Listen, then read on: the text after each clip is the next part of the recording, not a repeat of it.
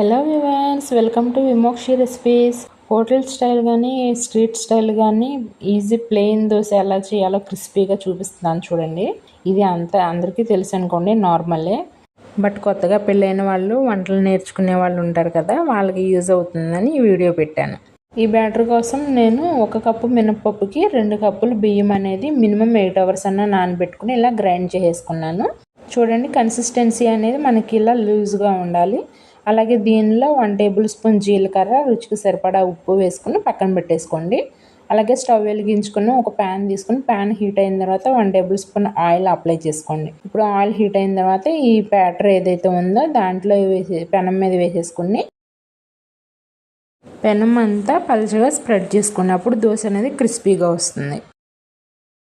చూసారు కదా, ఇలా ఇప్పుడు మనకి 50% కాలిన తర్వాత 1 టేబుల్ స్పూన్ ఆయిల్ అప్లై చేసుకోండి. అప్పుడు మనకి ఏంటంటే రిటర్న్ సైడ్ తిప్పినప్పుడు దోశ అనేది కింద మాడిపోకుండా ఈజీగా వస్తుంది.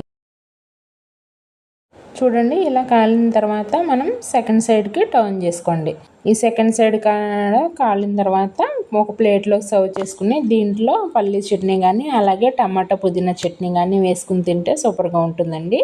లింక్స్ కావాలంటే కింద డిస్క్రిప్షన్లో పెట్టాను, చెక్ చేయండి.